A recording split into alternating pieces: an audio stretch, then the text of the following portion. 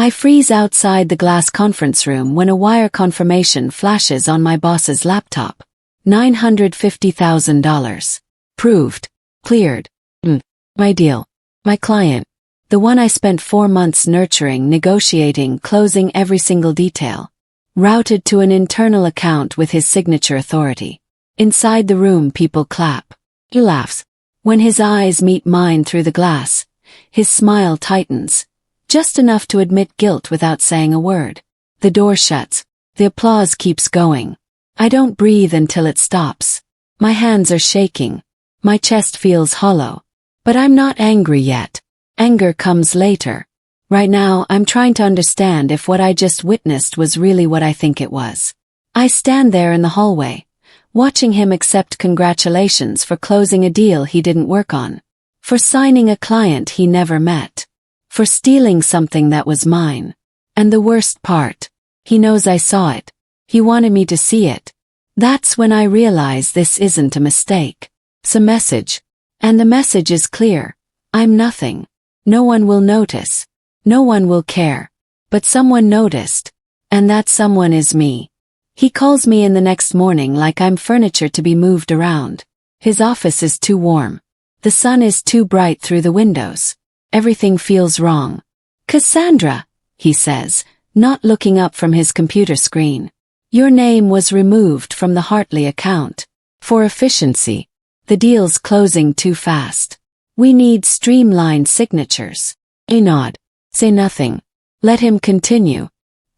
He leans back in his chair and says, compensation is being reviewed. Might take a few weeks. Sometimes these things get complicated. Then he shrugs and says it, soft, confident, careless. No one notices these things, Cassandra. Deals change hands all the time. It's just business. I feel something break inside me, but I don't let it show on my face. I nod. Thank him for the opportunity. Thank him for the explanation.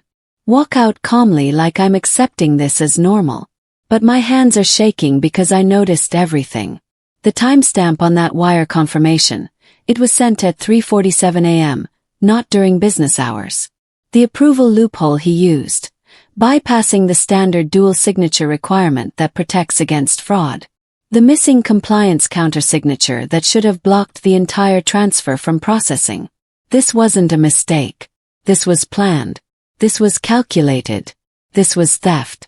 I walk back to my desk and sit down. My co-workers glance at me with pity. They already know. Everyone knows by now. The story is probably already being rewritten. How he closed the Hartley deal, how he's the real closer, the real visionary. And I'm just the girl who prepared the paperwork. That's when something shifts in my mind. Cold clarity settles over me. If he's this arrogant, if he's this confident that no one will notice, how many other deals has he done this to? How many other employees has he erased from the record?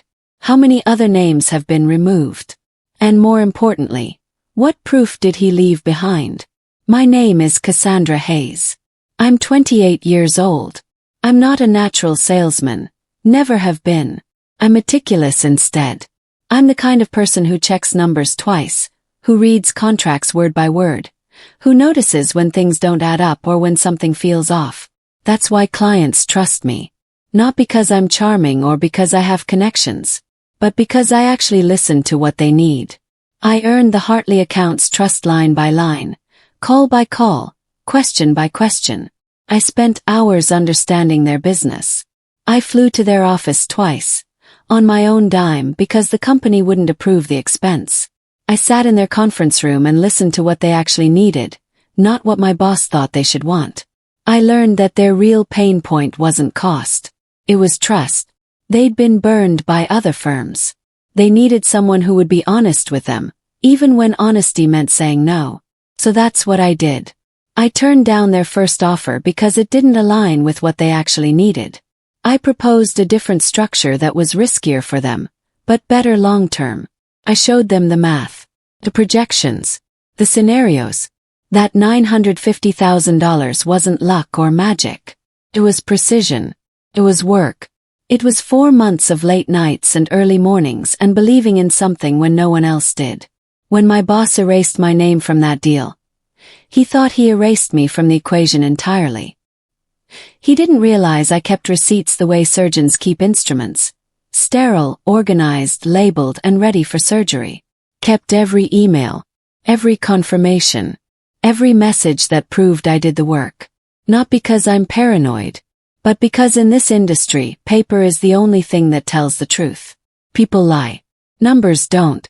I go home that night and sit at my kitchen table with a cup of cold coffee that I forgot to drink hours ago. I don't cry. Don't scream. I don't call my mom or my best friend to vent. I just sit there in the silence and think. I think about what he did. I think about what it means. I think about what comes next. And that's when I know. I'm going to burn him. Not with fire, but with evidence. At home that night, I open my laptop and pull up my archived emails. Everything is still there. The Hartley client's initial confirmation of interest, sent directly to me, copied to my boss. My detailed projections, the ones I created showing their expected ROI, their risk profile, their timeline, their concerns. My compliance memos, every single one sent, received, timestamped, all with my name as the originator and sole author. My boss's name only appears at the very end of the email chain, like a signature on a stolen painting. I don't screenshot anything yet. I'm too smart for that. Screenshots can be edited. Accusations can be denied. Instead, I export the emails into a clean folder on my external hard drive. Organized by date. Cross-referenced by sender. Numbered sequentially. Court-ready. As I'm organizing the files, I notice something in the wire confirmation that my boss probably didn't even look at. A reference number that doesn't match the standard protocol. And the account it was routed to, I recognize it from somewhere else. A memo from 6 months ago. A discussion about discretionary company funds. I start digging through older files. Older deals. Older transactions. That same account appears in another transaction. And another. And another. Each one smaller than the last. Each one with a different employee's name removed at the last minute. Each one authorized by the same person. That's when it hits me like ice water. He didn't just steal from me. He built a system. Machine. Something mechanical and deliberate and practiced. And systems always fail the same way. They get greedy. He got comfortable. He got confident. He got sloppy. I spend the entire weekend cross-checking prior deals. The structure is always identical. The internal account is always the same. Smaller amounts, different employees, but the same mechanism repeating over and over. Deal closes. Paperwork gets prepared. Commission or credit gets routed to the account. Then the original employee's name mysteriously disappears from the record. Sometimes they're told it's a clerical error. Sometimes they're told compensation will be reviewed. Sometimes they're just told nothing at all. I find at least 6 other deals over the past 18 months. Some as small as $50,000. Some as large as $750,000. At least $2.5 million in total. All routed to an account with his signature authority. Never questioned. Never flagged. Never audited. Never noticed. Because that's what he counts on, that people won't look. That people will accept the humiliation and move on to the next deal. That people will think they're crazy. That people will blame themselves. I make a list in a notebook. Amounts. Count numbers. Reference codes. Everything. I write everything down by hand in a spiral notebook I keep in my locked desk drawer at home. Not digitally. Not yet. Because if he's smart enough to build this system, he's smart enough to monitor emails. He's smart enough to check browse history. He's smart enough to know that evidence stored on the company network can be deleted. But a physical notebook, that can't be hacked. That can't be erased. That can only be found if someone comes looking for it. And by then, it will be too late for him. I'm about to go to war. But I'm not ready yet. I need to understand the full scope of his operation. I need to see how deep this goes. I need to make sure he doesn't see me coming. On Monday morning, my boss calls an all-hands meeting. I sit in the back row and watch. He praises someone else, a junior account executive named Tyler, for team contribution, on a deal I know with absolute certainty that he didn't close. It's humiliating on purpose. I watch him describe Tyler's work while standing 3 feet away from me. The irony is painful. He doesn't mention my name once. He doesn't acknowledge the Hartley deal at all. My co-workers look at the floor. They know. They all know. He knows they know. That's the power play. He's showing everyone that loyalty means silence, and silence means promotion. That if you keep your mouth shut, you get rewarded. That if you speak up, you disappear. I play along with it anyway. Smile. Take mental notes. I let him believe I'm broken. Let him believe that the theft worked exactly the way he planned. Inside, I'm mapping his blind spots. I'm watching how he moves around the office. I'm noticing which days he comes in early, which days he stays late, which co-workers he trusts with information, which ones he ignores, which ones he intimidates, and most importantly, I'm noticing what he's careless about. He leaves his desk unlocked sometimes when he goes to meetings. He talks on the phone loudly enough that others can hear every word. He assumes that because he's the boss, no one will ever check his work. No one will ever verify his claims. No one will ever hold him accountable. That's the advantage I have. He's not looking for a threat from below. He's not expecting someone to be patient. He's not prepared for someone who will wait. And then he does something that changes everything. He hands me access I shouldn't have. He asks me to prep numbers for an audit review. Temporary access. Limited scope. Just compile the Q3 numbers, he says casually like he's asking me to grab coffee. Audit's coming up in 3 weeks. Need everything clean and organized. I nod and take the assignment like it's routine. Like it's just another task. He thinks I'll never connect the dots. But arrogance makes men careless. Arrogance makes them blind. I don't overreach. I don't dig into files I'm not supposed to see. I don't snoop or pry or search for things that aren't mine to find. I only confirm what I already know. I only verify what I already suspect. And in verifying it, I stumble onto something worse than theft. Something darker.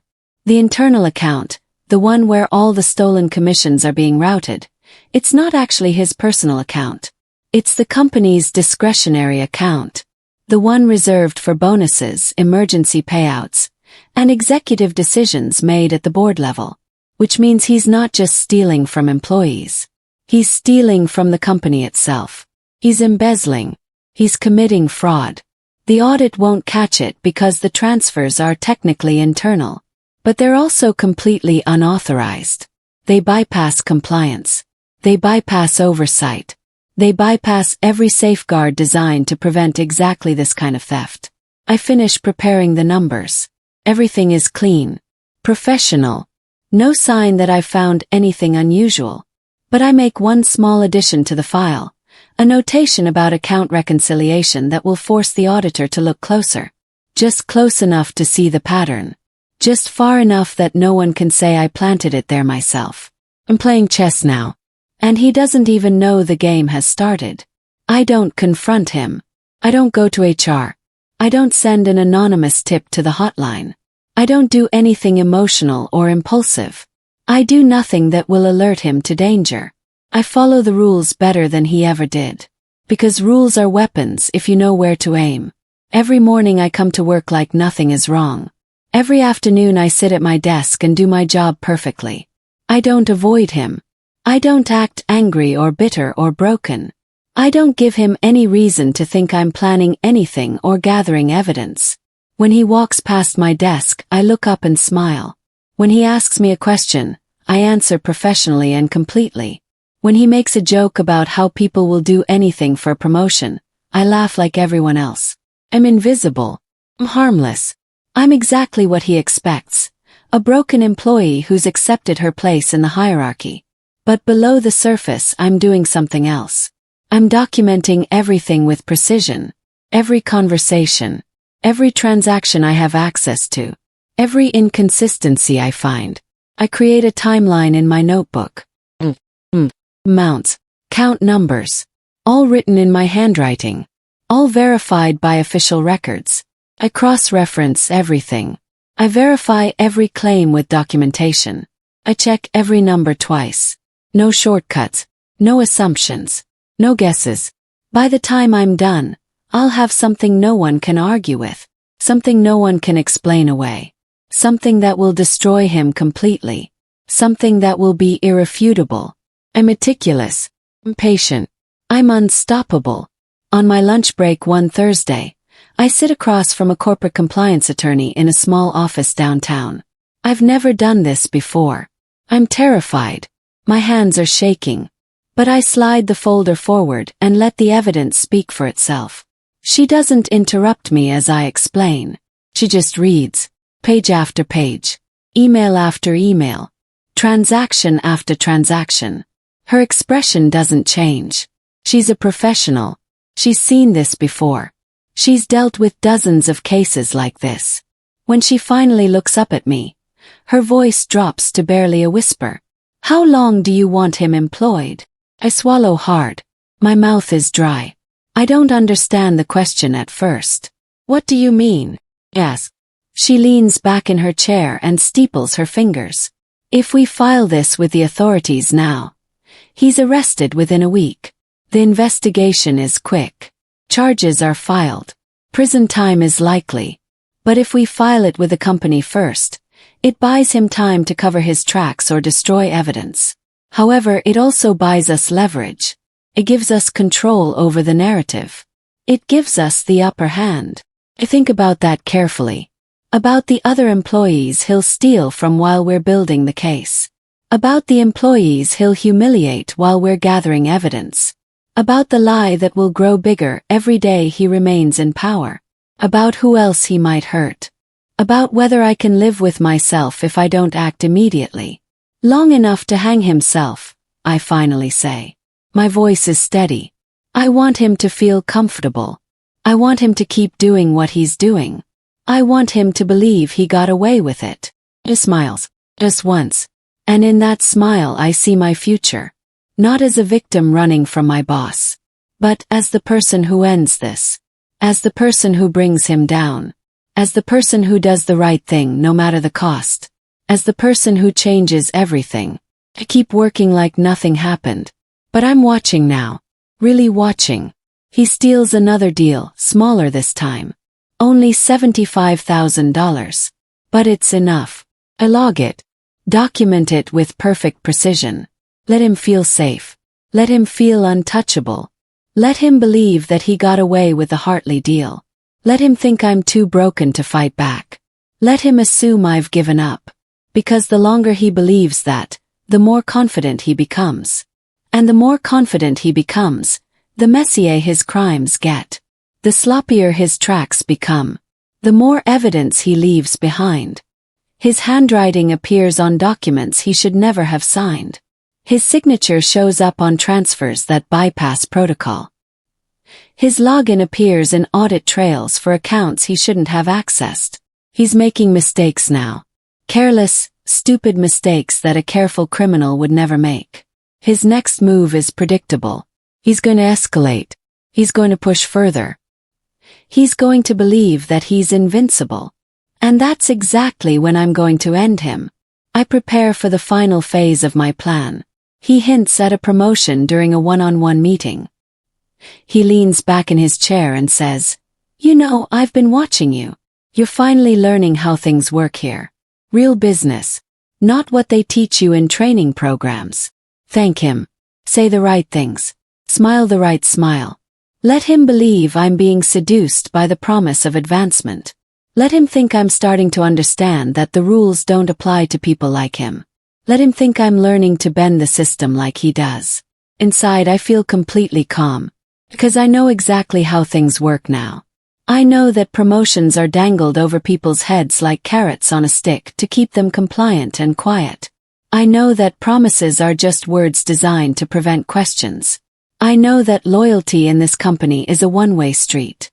And I know when the audits are scheduled. I know when the external auditors arrive. I know when the new compliance officer takes over. I know the exact timeline. I've memorized it. I've planned for it. I'm ready. Quarter-end review is scheduled for the last week of March. External auditors arrive on March 28th. New compliance officer starts on March 29th. Fresh eyes who don't know my boss. Who aren't afraid of him. Who don't have years of history that might make them hesitant to file charges. I submit my documentation through the proper whistleblower channel on March 27th. Quietly, formally, flawlessly. Anonymous. Timestamp. With every piece of evidence organized and cross-referenced. I don't add commentary. I don't make accusations. I don't editorialize. I just present the facts. And I trust the facts to speak louder than anything I could say. The documentation is thorough. It's irrefutable. It's airtight. It's devastating. He doesn't know yet. But he will. Very soon. And when he does, there will be nowhere to run. There will be nowhere to hide. The evidence will be too solid. The proof will be undeniable. 3 days later, executives call an emergency session. I see him walking toward the conference room on the 4th floor. He's confident, maybe even excited. He thinks they're promoting him. He thinks they're rewarding him for his performance. He thinks this is another day where he wins. He thinks he's untouchable. He walks into that conference room laughing. He leaves pale. His face is white. His hands are shaking. His voice is gone. I stay at my desk. Keep typing. Pretend I haven't noticed anything unusual. My coworkers whisper around me. They know something happened. They don't know what. They're guessing. They're speculating. They're wondering if he's getting fired or promoted or transferred. The tension in the office is thick. Everyone can feel it. Everyone knows that something massive just occurred. Then security shows up.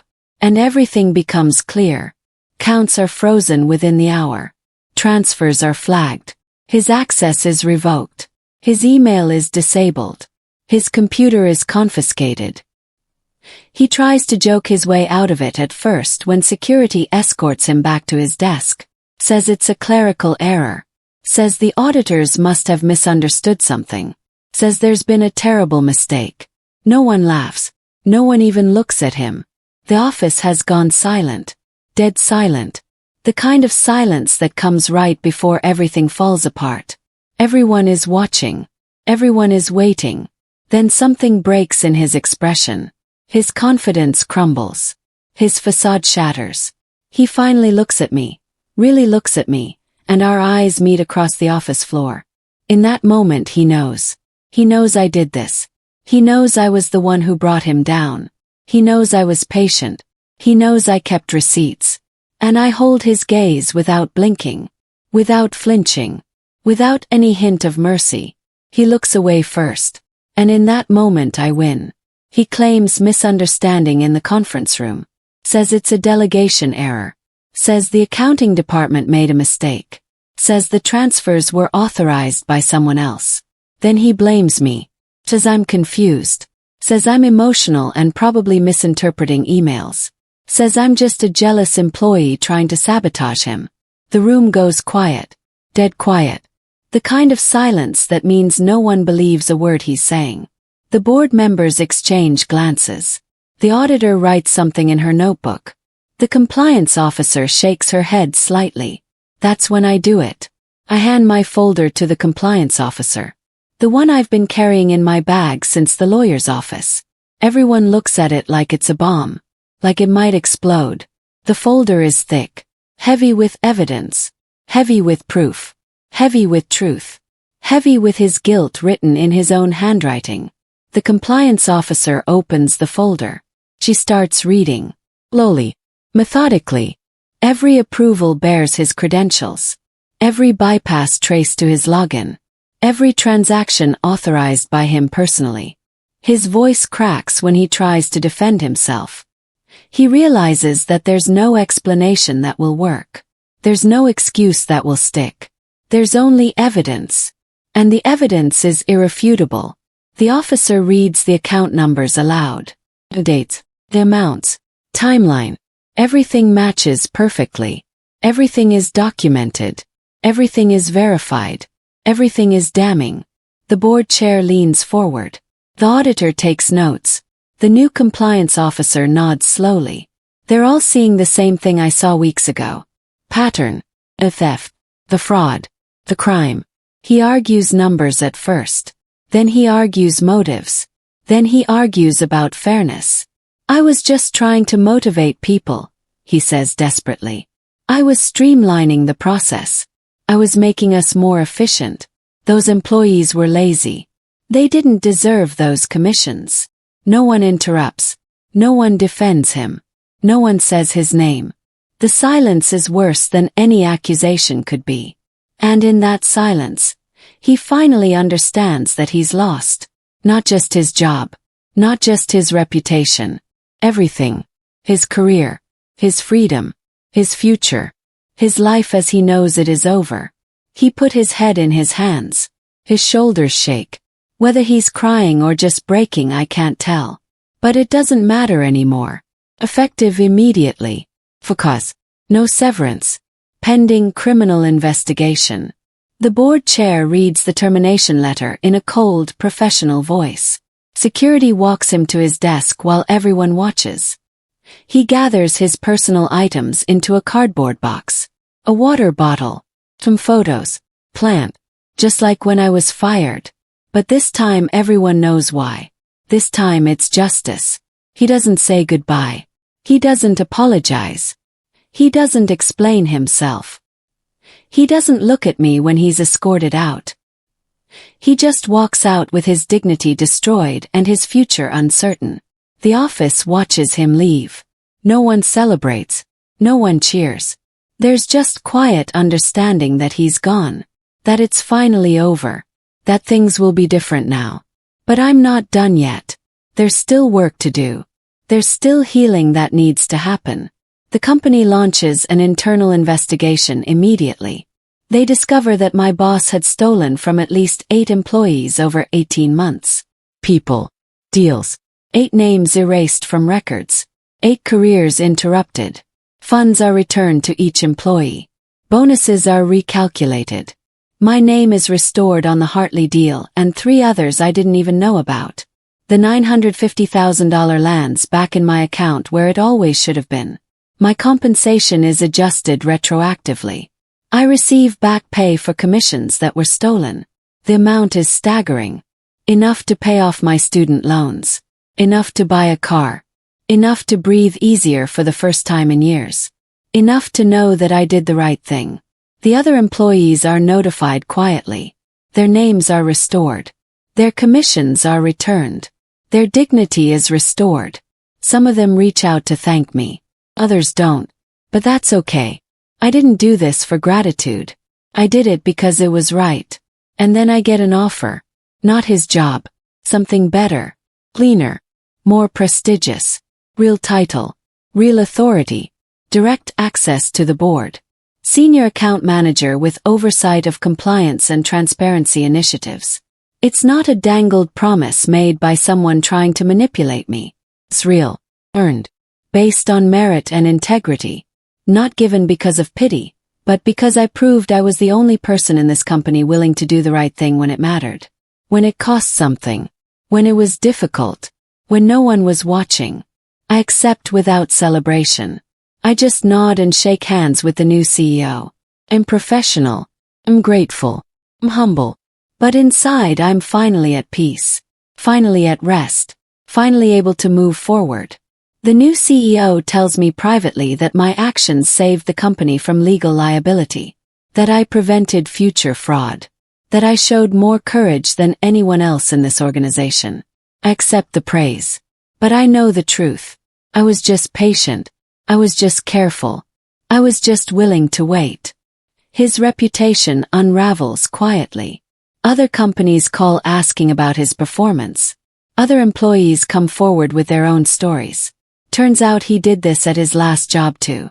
Turns out people knew but never said anything because they were afraid. They were intimidated.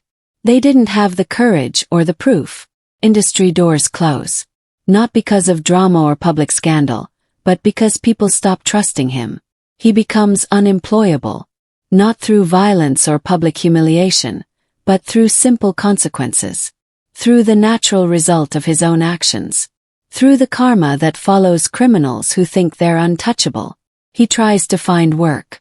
But his name is flagged. His references don't answer. His background check reveals the investigation. No one wants to hire him. And he has no one to blame but himself. I sleep again.